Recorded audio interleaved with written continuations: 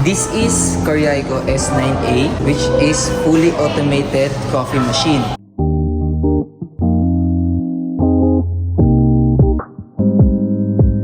This machine has a power of 1,350 wattage, so compatible with using extension wires.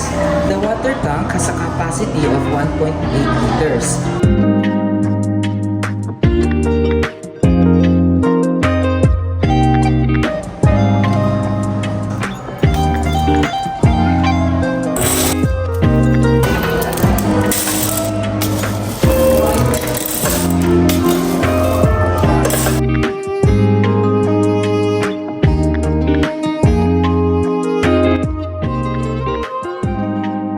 Make sure to place it correctly so the water will not spill out.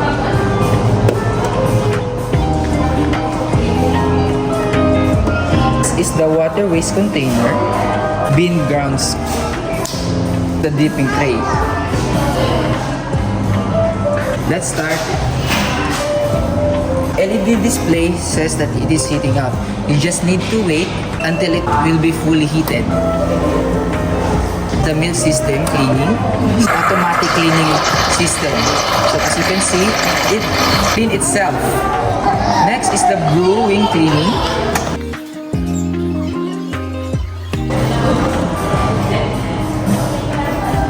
Then that is it. Icon category. As you can see, it has 10 user. The user category, pwede nyo pong gamitin, paiba-ibahin kung ano po yung gusto nyo pong ilagay sa isang icon. Like, sa user 1, it has 4. Paano po ba gawin nyo sa user 2? The user 2, then press the add sign, then click every icon you want.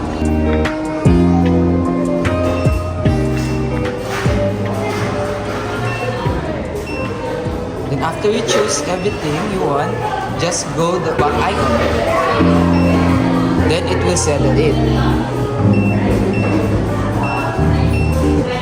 Same goes as the user 3, 4, 5 until 10. Recipe icon.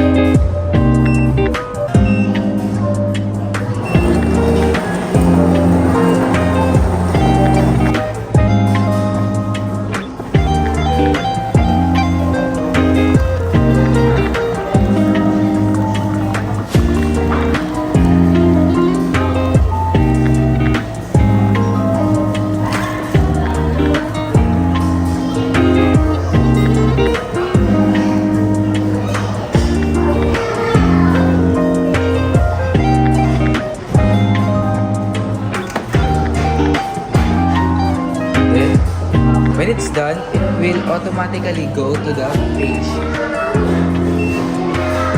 Next is settings. How can you adjust some coffee recipe you want? Just go to the coffee setting, then press the icon you want to adjust. It has a coffee powder, temperature, hot milk, milk foam, coffee.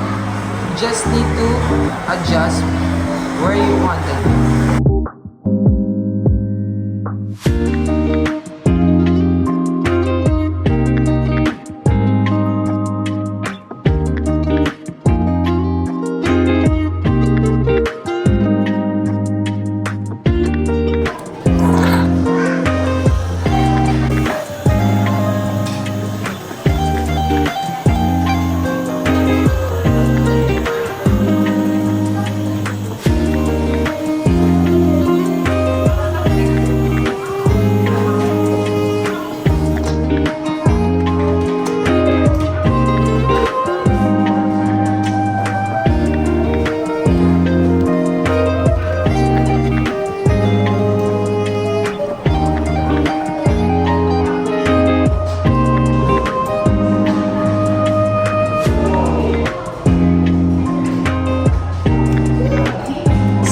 with all of the icons.